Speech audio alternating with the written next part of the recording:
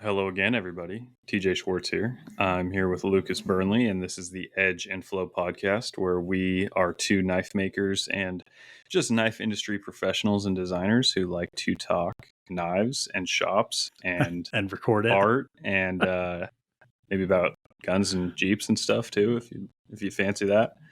And we have a little announcement actually to launch this episode.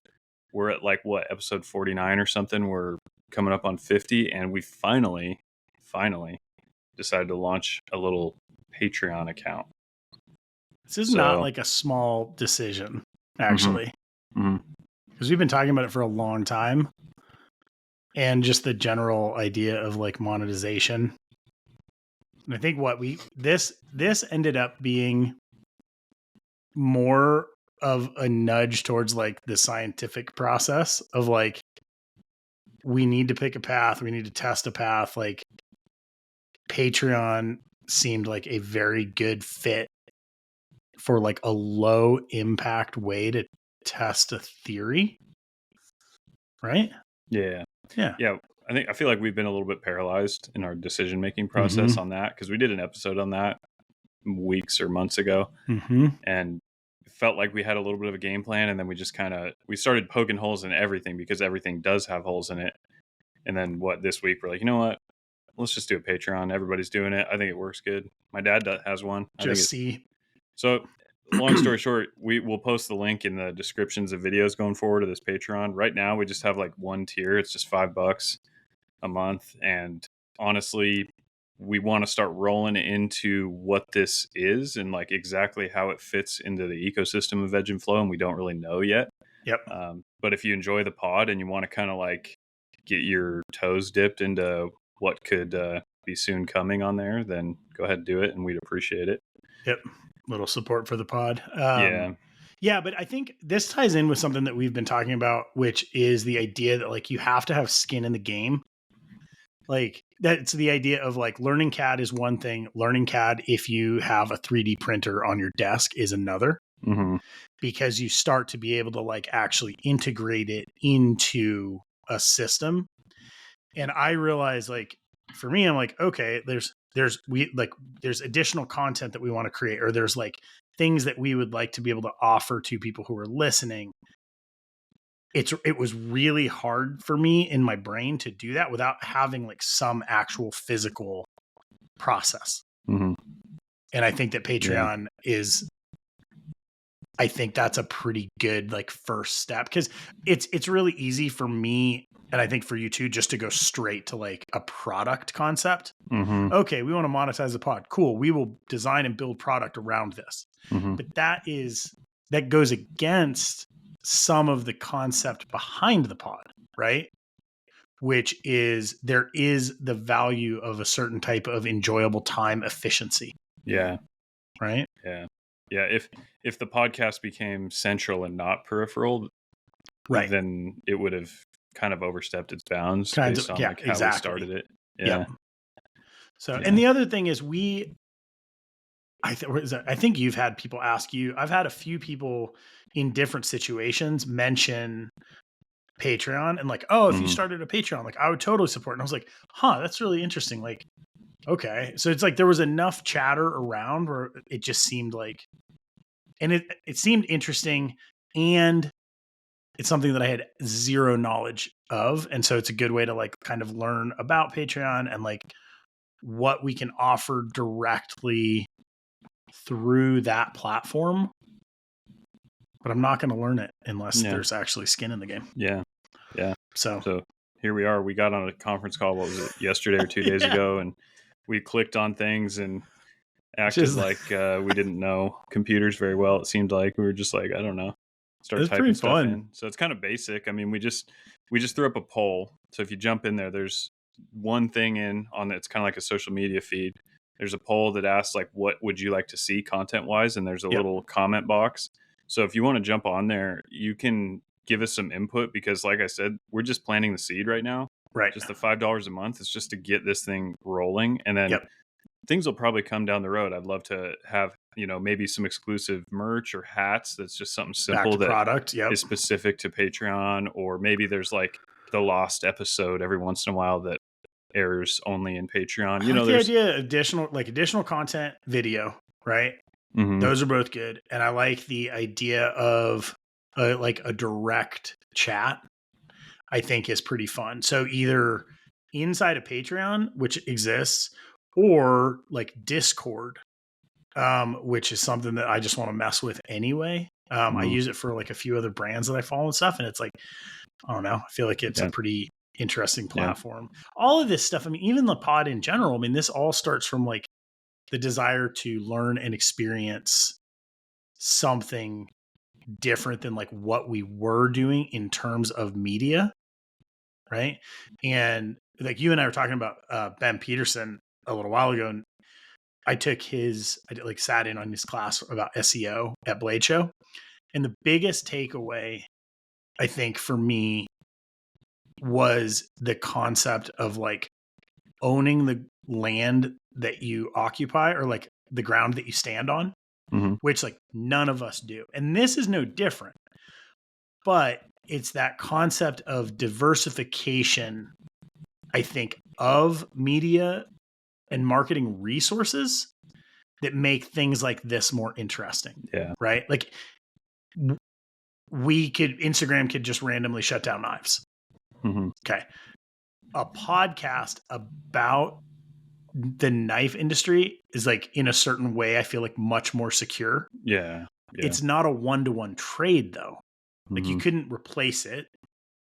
Right. It's not visual, but if you start to add back in like, okay, you add in something like Patreon, and then now you have kind of a paywall protected source that you also can populate with content and media. It's just an interesting like experimentation, I think. Yeah. Yeah. If you can't own the land, I guess have so many different landlords that maybe one of them will treat you right. Exactly. Right. Because owning the land, like at this point, is like, obviously there's probably like a best practice point where like you are as close to owning the land as you can be. Yeah. Yeah. But I was just looking at it from like, okay, where in this, without really diving like heavily into SEO, or like, it's like, do you host your own forum? Like that's old school, right? Like you host a forum and then you kind of own that platform. Right. Yeah. But the risk with things like that is you're isolated. So the value of like mass media outlets is the mass. Yeah. Right. That's why Facebook is awesome. That's why Instagram is great, is you are in a huge public arena. Yeah. You're visible to the masses. And everyone's already there. It's like being in like, town center for a parade or something. You're just like, oh, everybody's already here. Yeah. As opposed to like, hey guys, like we're over here. We're at like the field across town. We're also doing something. Yeah. Come see me in my tent over here down in the woods, Yeah. The next show idea. Yeah. Right. So I'm in a van. Yep. Down by the river. Yep. I'm selling knives too. Selling knives. Oh, dude. Yeah. Okay. All right. This is like a little bit tangenty, but I'm super excited. It's one more thing to kind of mess with, learn. And I'm also just really curious, like to see, okay, based on not offering a ton of incentives out of the gate, like if people sign up. So you guys are part of the test process of this anyway, which is like organic based on the pod. What is the adhesion rate? Because we're not going to post about it for a little while. We're just going to see what it does organically. Yeah. Just kind of listeners only. Yep. People have been hanging around, which we appreciate you guys. Even if you don't kick into 100%. Patreon, no biggie. We're not looking for like full conversion rate, nor are we looking to like paywall this podcast ever. It's just a curiosity. Just want to see. That's like, we talked about that a little bit too. Like I had a hard time with the concept of Patreon at first, because I was like, man, is it just like asking for a handout? You're like, oh, I'm going to like do this. Like, hey, can you pay me? I realized like creating this pod is like still time. And so like I look at, I'm like, okay, like there's things that I value that I'm fine kicking in for. I don't have a concept of it. So I had to like kind of set like preconceived notions aside. Which as far as a rabbit hole, you want to talk about preconceived notions just for fun? Yeah. Do you think that in the knife industry, as it relates to you, do you think that preconceived notions have an effect on the way that you do business or interact with the market? Preconceived meaning Preconceived, or like just it's like a better way to say that. Like like strong opinions based on data that group may think. not be like groupthink data that may not be relevant at this point. Oh yeah, I think it affects everybody. Totally does. Oh, Are there any areas where you can like call it out for yourself? If I could, honestly, that's the question of the day: is how do you stop yourself from groupthink? Because that's a tricky one. I have to think about that. I'd have to. And I don't know if it's fully groupthink. It's just like, okay, you're like set in your ways at a point. Like, like senior citizens, you're like, why does your grandpa do that? And you're like, I don't know. He does that. Like, that's just the way he does it. Yeah. Yeah. I feel like we get into habits where you have an opinion around something you were doing that you actually maybe don't have experience to like counteract. And over working lifetime, I think you can like dig your heels into those. Yeah. It's like adopting an opinion versus creating an opinion. Yeah. Yeah. Now that gets really heady because that applies to like everything in life. I know. Yeah. I don't even remember why this came up. I was doing something and I had like a very strong response to it. And it was completely baseless. I will say, and maybe this is a teaser, maybe it's a cliffhanger. We had a conversation earlier today. I called you and we were talking about something. I really don't want to talk about it on the pod because it feels like kind of a bird in the hand right now, maybe. Okay. But I feel like this morning and last night I struck down a preconceived notion. Maybe I escaped some groupthink, and it like struck me last night, and that was why I called you this morning to talk about it. But you can't actually go into what that. Yeah. So unhelpful. Yeah. What a crap question. Yeah. Okay. So nothing else. This is a ridiculous question. I'm sorry. Like I said, my brain is like that's all right. Running. No, Luke sat down and he showed me his Lunchable and how he hasn't eaten all day. So let that blood sugar flow, man. Dude, homemade Lunchable. I had an apple right before this too. The reason that I didn't eat though was awesome. So, Maddie and I basically took this week off and we're doing like house projects and like organizing like the garage. We got rid of a storage space that we had. And what's been kind of fun, I think I like touched on this last week a little bit, but this part of it didn't come out. Working with your spouse is tricky, I think, for multiple reasons, but a lot of times there is still like this like managerial process where like one person is like managing and one person is like acting or like taking cues or whatever. Yeah. A while back, Maddie and I realized that we wanted to spend more time working side by side as opposed to like a staggered, like, I don't know, like manager employee, like type of role. And like last week I was talking about how we were shipping together. That's like a byproduct of this concept of working side by side. But today we went out and we went to the shooting range and spent a couple hours just doing drills and shooting, and it was super fun. Nice. Like handgun drills or 3-gun? Yeah. So basically, she's getting ready to go on a camping trip with the kids, and I've got like a little car box 9mm pistol magazines.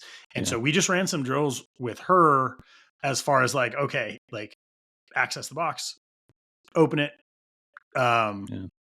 retrieve, fire, all that stuff. Just kind of familiarization with like one system. And then, man, shooting some like suppressed, like 9mm and stuff. Nice. Just like kind of going through like house guns and car guns and it's crazy. You know, what's funny is like, I'm not like a huge gun guy in general, but I've always had firearms and I love them from both the machining / like engineering side and the function side. A lot of the same reasons to love knives. You know, it's like there's art in the engineering for sure. Yeah. Art in the engineering. I'm not really a gun guy, but same as you. I grew up around guns. I had guns in my pocket and on my back hunting, and I mean I was always around them, so it's like I always appreciated them. So I've got plenty, and it's like it's kind of a typical American story, which is awesome. But yeah, they're very cool. Yeah, it's pretty neat. It's interesting. Like about them at this point, I've got like I look at my relationship with them, and I'm like going through kind of like thinking about like teaching the boys and like where I include and like what I include and when. And it's like hard because there's part of me that's like, it's not like we don't live rurally. There's not a daily need where they're, but at the same time, like, it's like, I look, I'm like, it's like driving a stick shift. Yeah. I want the knowledge there of like how to operate safely. Cause I always think I'm like, if you have a kid and you're like, you don't want them to know anything about guns. And I would guess like probably our listening audience, this doesn't like land with, right? But I always thought like you could go, if my kid goes over to someone else's house, like I need them to be safe in that house if someone else is like being unsafe. And the only way through that is like the knowledge of what is going on. Yeah. Right. Yeah. Agreed. And so I think like that, this idea of just like basic understanding and like how to do dangerous things safely is like coming up like more as a parent recently. And so I don't know. Plus I just like it. And it's fun. Yeah. It's loaded. Like everything, man. It's like shades of gray. Same with knives. I saw you had the knives out with your boys there in the kitchen. You had some kids' kitchen knives. Dude. Yeah, I plugged it on Instagram. If you guys are listening, like the Opinel makes a kids chef set. And it's basically a small Santoku, probably like a 3.5-4 inch blade with a finger ring for the index finger. And then it has a cut guard for the opposite hand, which essentially mimics like proper cutting technique where you're like blocking use your knuckles. Yeah, you're using your knuckles and like hiding your thumb. And it teaches like that muscle memory kind of like gross motor technique. Yeah. Dude, Winston's 3. And it's like, he's in there, he's cutting up chicken with a sharp kitchen knife and learning and like processing. It's super cool. Yeah. With Delta, we've just got a plastic knife for her right now. I do want to get one of those Opinels, but every time we get a can of olives out, making pasta or something, she's like, she sees the can and she's like, Mom, let me have my knife, please. And she sits there, and the whole time my wife's making dinner and we're setting the table and stuff, she'll just be cutting one olive in half at a time. Yeah. And she'll spend like 20 minutes just cutting one in half at a time. Dude, it's great. But that's the thing. That's like, I was thinking about today while we were shooting is like repetition. And so the way my brain learns, I think sometimes I have to like strip things down into like really simple tasks. So this is Maddie shooting a new pistol. The big drill like today was just like repetition of rounds. And so what I like to do is I like to set up like a target stand with a paper target. I like to do drills at like 2 yards. Yeah. And the drill is raise the gun, fire the gun. And just getting basic like muscle memory of sight picture and like natural point of aim. And then we just run 200 rounds. Yep. Because at a point like, yeah, it's great to like go to a shooting range and like shoot at 25 yards and like you learn things from that. But that is in this situation, like that's not what we're trying to learn. Yeah. You're just trying to overall like gross muscle movement, like gross muscle movement. just, like this is a house gun. You're at home. I'm not there. You know, like basic self-defense stuff, kind of home defense stuff. Yeah. And shit, it was so much fun. But again, we went out and we were like, all right, we're going to do this for like an hour. And we were there for 3 hours. Dude, gun ranges. They're one of those time warp places, kind of like a golf course, dude. It's so good, man. Yeah. And then we had we did the little like plastic rollers. So I do drill for a while and then like shoot 22s and like push they're like little balls with you like push them away from you. Yeah, you like push them and they move. They're reactive, so like you can shoot them down the range. And this is all we're in like a 50-yard berm. So that's pretty fun. No, that's great. Another tangent. Side by side work though. Yeah, it's pretty good stuff. Yeah. We don't. As of right now, like my wife and I have very distinct roles. Like the business, she's not involved in, which we're totally happy with. It's kind of like how we set it up. But obviously very side by side in 90% of everything else we do, just not the business. And I think I like it. I don't know. Maybe it'll change. Who knows? But it's working pretty good. How do you guys, I've like wondered this. So if you are primary, like your business, okay, making backup primarily home by default, right? How does that breakdown work overall as far as like time for you and for Rebecca? So like you come in from work. What changes? So it's variable for sure, but I have like a strict cutoff. I'm done at 5. And so I come in and usually like I'm immediately just playing with the kids because they're usually kind of excited, you know, because they've asked me like 15 times, like, are you done working every time I come through the house? And so I'll play with the kids and like she's been going for runs and stuff. And then typically I do, you know, dishes and stuff. Like oftentimes, like, you know, it's that time for me to kind of help her catch up on the day because she's chasing little kids and all that. She loves cooking. I don't think I'll ever interfere with that. Right. But usually everything else around that I try to do, you know, dishes and cleaning up and stuff. So you're coming in, she's cooking dinner maybe. Yeah. Dinner's done, you're cleaning up. Are you guys sharing like bedtime duties? Yeah. Oh yeah. Okay. And, so like I put Delta down every night. She puts Wilson down every night. So that's usually how it goes. It's interesting. Like, I don't know. It's funny. Like it's totally related to business. Like if you're self-employed, like these are the things that can like come into play. We've got after school activities now. So another tangent. Bo just started Aikido. Yeah, I think it's gonna be awesome. He's like me. He can focus on things that he's super interested in, and like anything other than that, he's like a complete squid. Like just cannot lock it down. Yeah. The Aikido school is like pretty traditional. And one of the first things since it came over, I was like, listen, if your child misbehaves, I don't want you to interact. He's like, this is me now. And I love it so much because like, you know, you go to like swim lessons and stuff and like kids are doing things and like parents are like yelling at their kids and like coming over to the pool and like telling them what to do and stuff. It's like, I love the idea that if they're in a teaching environment, the teacher is the one who is like directing everything. Yeah. So that's exciting. That's very awesome. Yeah. And it helps because I'm sure like exercising a kid's ability to listen to adults that aren't necessarily a parent, but obviously are endorsed by the parent. You know what I mean? Like to be like, I'm transferring authority to this person. Like you're going to have to deal with that. And like, that's how life's going to go oftentimes is, you know, you're going to meet environment. You're going to have a boss someday. You're going to have teachers. You're going to have principals. Like it's just the way the world works. These are, yeah. Well, and also I think like your kids are a little bit younger, but like, as you start to like roll into this stuff, one thing I found is like, it's like meeting them at their level. We like Aikido right now is great because it's pretty focused based, right? It's not, it would be easy to take him and like put him into a karate class and he would really enjoy it. Okay. And depending on the school, like there's different levels of like traditional aspects and like focus and mindfulness and everything else.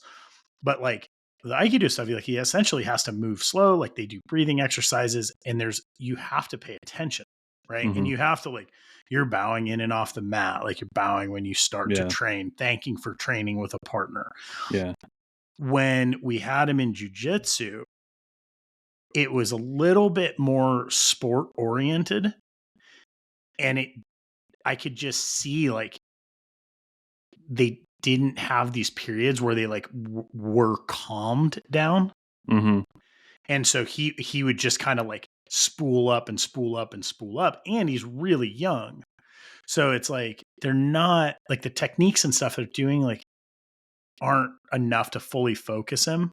That is cool. I don't know. Yeah. Yeah. It was a tangent. No, I totally, I like hearing it. You got like 2 years ahead of me on the kids. So it's awesome to absorb that. I mean, yeah, spooling kids up is not always ideal. Sometimes you got to burn them out, but other times it's like, all right. Right now we have like not figured that aspect out. But again, like as this ties back into working spouse, home spouse, partner, we're still kind of like trying to figure it out because we're both working. Maddie does more work around the house. I do more work in the business, but there's still like this balance point that we're always kind of trying to achieve. I had heard somebody recently say that essentially like a good way to look at parenting is to just treat it like you're a single parent. So like if both parents treat it like they are a single parent, it reduces the load across the board. Yeah. So like that's awesome advice. Dude, I've never heard that. That's awesome. It helped me so much because you like, I don't know, like there's jobs where I know Maddie has like a specific way that she does it. Right. And so I'm like, oh, I'm not going to do that because like, I don't know this like laundry setting. And then I'm like, that's the most ridiculous thing I've ever said. Yeah. It's a cop out sometimes. It's such a cop out. And so I'm like, all right, like now I'm like, if I notice there's laundry, I'll just start to do the laundry or like the things like, what is it that needs done that is not like, I'm not normally seeing. And it's been super helpful. Yeah. It probably helps with like gratefulness and appreciation too. It's like a big part of it. Across the board. Right. Yeah. So that's excellent. I'll have to internalize that and need to think about it. It's because we've talked a lot about like, hey, what would it look like if you fully took over like house and I was just like, if all I did was work and you're not in the business. She doesn't want to do that, but it's still like an interesting thought exercise. And like at some point, maybe it's necessary. So it's better to think about it ahead of time as opposed to like behind the curve, even like the addition of my dad. Right. So like there's one more person that is now requiring some level of care. She's been scheduling all his appointments and stuff. And it's like, it's not nothing. It actually takes time. Oh, it does. Yeah. You know? For sure. So I don't know. It's been like front of my mind lately. And I've been thinking about you guys specifically because same scenario. It's like you have 2 kids. You are arguably busier than I am. Yeah. And I just wondered how you guys like structured that. Yeah. I'm 100% business during business hours. She's 100% mom during business hours. And then I would like to say we shoot for like 50% after that. But I mean, it's kind of hard to measure. But like it's generally like both of us attacking it every other hour other than the 40 hours that I'm working. But, side by side. Yeah. Yeah, exactly. So it's working really good for us, I think. And she's got on this train of like, she's really into the like making our own bread, growing our own eggs, planting our own garden. She's so into that. And like, it's so amazing. So she's got a pretty substantial workload outside of just being a mom because of the stuff that she wants to do and like take it to the next level instead of taking the easy route. Like she's like, I want to make, if she could make all of everything of our own food, she would. Obviously it's not always possible, but that's so good. But she's doing a good job. It's really cool. I love eating homemade bread. the crazy thing is like in our brains, it's easy to be like, oh, this is work and this is not. And it's like, no. It is all work. Yeah. Right. It's like work. And when you look at it, you're like, okay, well, financially, like work is for the home. Right. And like then work inside the home is work for the home. Maddie is doing the same thing, like as far as like gardening. And I look at how much time she's putting into it and like how much learning. Yeah. It's like 100% work. Right. And it's cool because you look at it and you're like, that is for her, it's really enjoyable. It's still difficult. And that's like not very different than knife making. Yeah. You're like, the fact that you enjoy it does not take away from the fact that it is work. Yeah. Yeah. Just a good balance. Yeah. No, that's absolutely true. So yeah, I'm super happy with how that's going for sure. Nice. I do have an announcement to make this episode, by the way. Uh-oh. I have a new knife design coming. So are you actually going to talk about it though? No, this is announcing like tomorrow. Okay. I designed a knife for a new company called Tactile Knife Co. And it is called the Archer. And it's launching, as far as its full rollout imagery and information wise, is coming tomorrow, which is Friday. Wow. But when this thing is live, it's going to be next week and it will have already launched. So let's talk about that a little bit, maybe. Let's dig in. Yeah. So I can't, well, actually I can say anything because it's going to be, we're in the future. Yeah. Titanium frame lock. It's kind of a revisitation to the early days of my design career where I was like aiming. I like the phrase hyper knife. It's kind of like in the car industry. Good. You've got like supercars and then you've got hypercars, which are like kind of like no expense spared kind of thing, but it's still in a production setting. So talking to Tactile, it was kind of like don't pull any or pull all the stops, just design everything you can make what into you want to make, design it for like it's maximalist essentially. Aim high. Yeah. And so it downstream makes certain aspects of it harder to make, but it's not really targeting like huge volume, easy to make type stuff, which is a lot of what I do nowadays. So it's kind of fun to go back to that, to where it's like, man, this pocket clip is going to be a lot of like CNC operations, but it's going to look awesome. So we're going to do it. And so there's a bunch of aspects of this knife that are like that. And it was cool to do that again because it's been a long time. And the Archer with Tactile Knife Co. it's exciting. It's going to be cool. It is now released. Yeah. Right. Wait, when does the knife actually drop though? So information's released. So the full photography comes out tomorrow, Friday. And then at Bleacha West, the intention is that the first small batch is available. Dude, that's which sick. Is a week from recording right now, but we'll be a few days away when this comes out. Yeah. The knife feels like early days knives for you, kind of like I see that that design thought process. Is it different for you, like going back to that now? Because you've been doing like production design and you've been like making the knives in-house. Did it feel weird? Like doing something that is essentially concept car-esque. Right. It felt nostalgic, dude. Yeah. Honestly, there was a very good feeling to it. It was nice. I really went like outdoorsy bent ever since some of those early designs, and so I've gotten really into like just durable, minimalist, like really sleek and clean, but like nothing totally out there. Right. Very function driven. Yeah, extremely function driven, which I still probably think that's where I lie most for the most part. But going back and just being like, you know what? I'm just doing this because it looks cool. And no, I'm not going to make something that's not ergonomic or that doesn't function. Totally. But to just put a feature on it that's hard to do only because it looks cool is not really something I do anymore. But to do that just for fun, it's like, it's great. And I hope it shows in the design. So it was a really fun project, and Tactile's been great to work with. They're nice. They got a lot of horsepower over there. That's a good fit. Yeah, I think so. I like the guys over there a lot. It's funny. I don't know. I was thinking about this recently because looking back on older designs, so like things like the Pelican for me, where it's that exact same thing. It's like just because you can. but also liking very utilitarian stuff and like looking at, looking at career moving forward and the type of work I want to do, where these different elements like fit in. Right. Because it's like, it used to like early on, it's like you kind of do all of one thing for the most part. So you were designing knives like that early on, and then you start to like branch out, and then you start to make stuff. And it's like, now there's areas where you either have to go back or like almost compartmental. Like I have to compartmentalize.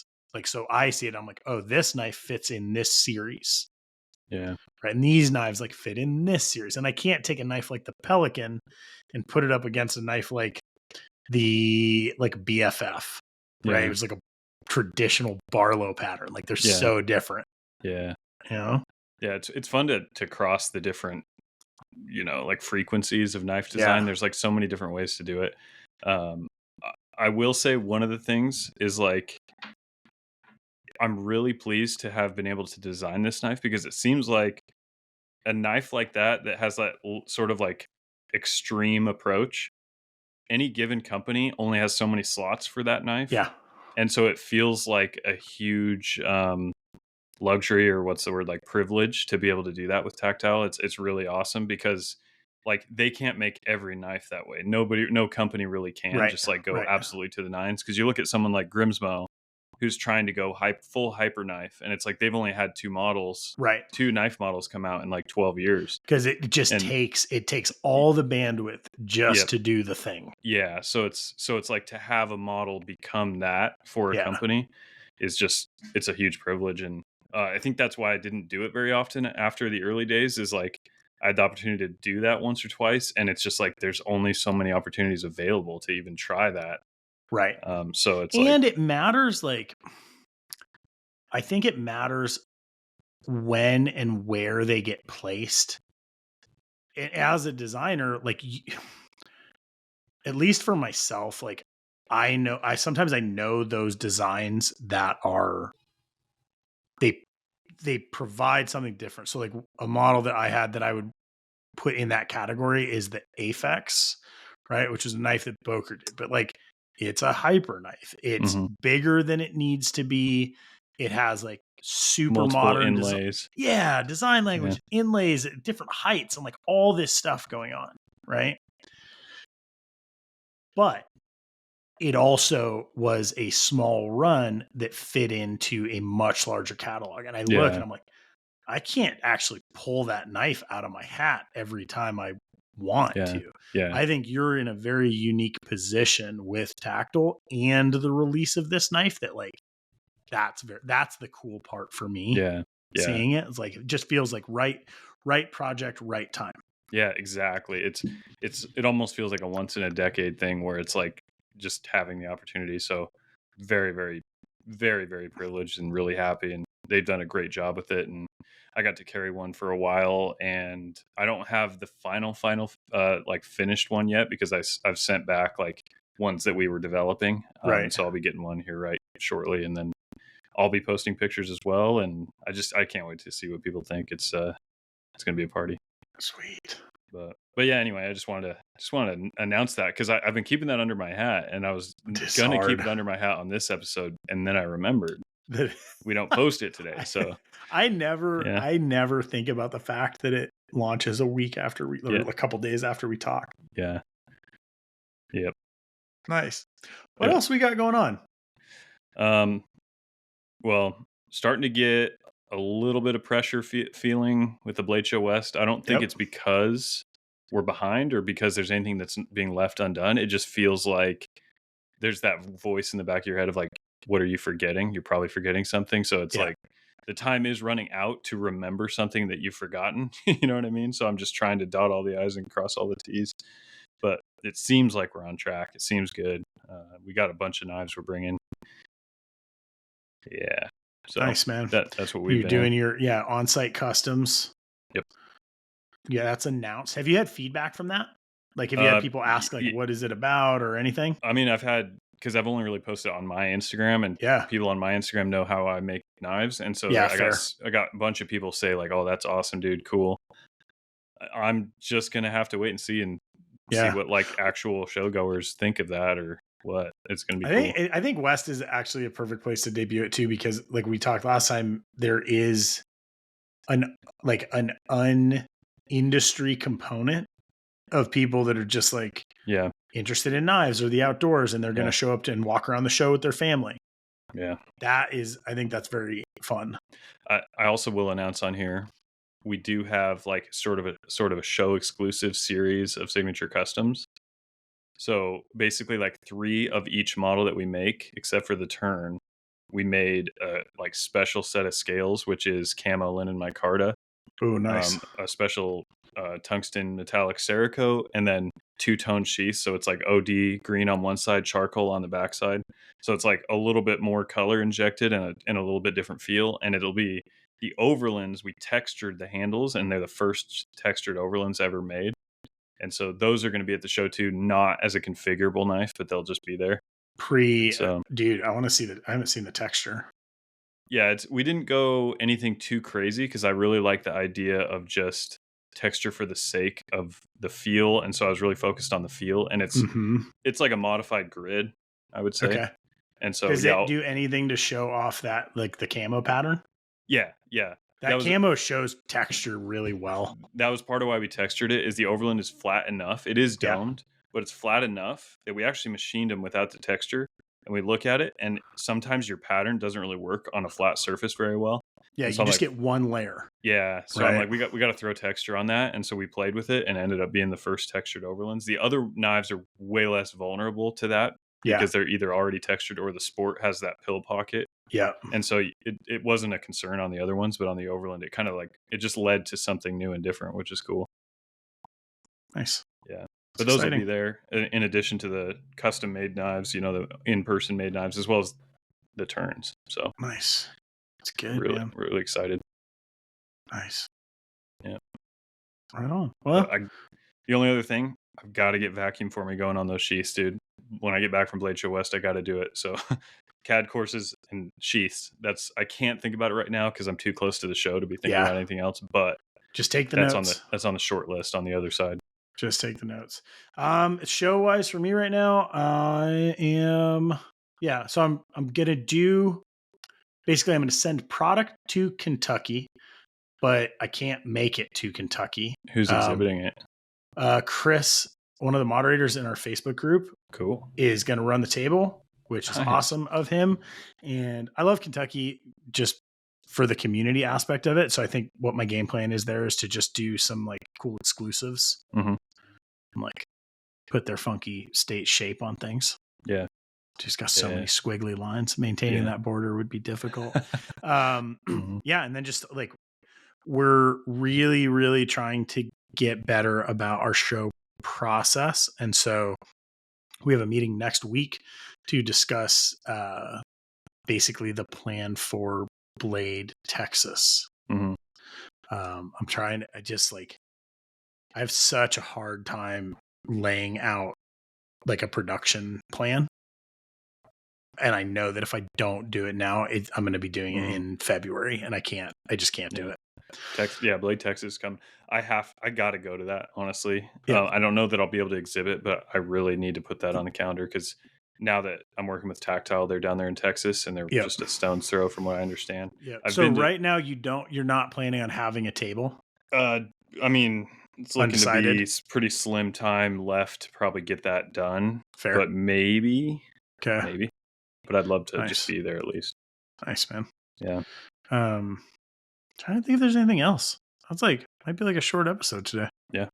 Yeah, I think that about does it. I mean, you had the week off, did a lot of fun stuff, and breathed. It was Maddie's birthday earlier this week, I hear, Maddie's so that's birthday. Awesome. Happy birthday to her. It's funny. Thanks, man. It's that like you can't just go all the time, and like we've been going and going and going, and we just realized like if we had 1 week to just catch up around the house, around the like kind of like clean shop, like just get plans in place. Like reorient. It's been really, really nice. And just like work for a while and like go have lunch together. So it's been like a way for us to connect and a way for us to take care of things that have been kind of backburnered for a while. So Dalton's taking a week off for elk hunting. nice. about a month ballpark. So I might have to take a few extra days off and kind of reset, like you said, especially before the holidays, kind of get a little breather in. Dude, I mean, if you don't put it on the calendar, it doesn't happen. Mm-hmm. I'm like learning that more and more and more. And I don't know. I never worried about it, but now like, and I think some of it is around like kids and just general busyness, but like I'm much more general what? Just like around what? What did I say? Did I mumble it? I thought I heard general busyness, but I don't think that's the right word. I would never say I'm busy. God forbid. Well, like it's true, man. Like no, it's not hard. I mean, it's kind of what we're doing with the downshifts, which we're probably both due for also. Yes. Yeah. Right after Blade, it's gonna be calling my name. I'm gonna do one next week. No, I'm gonna work next week. There you go. Checks. All right. Let's call it, man. Yeah. It's getting a little fever dream. Yep. I'm gonna go eat lunch. Yeah. All right. Thanks, everybody. All right. See you guys. Peace.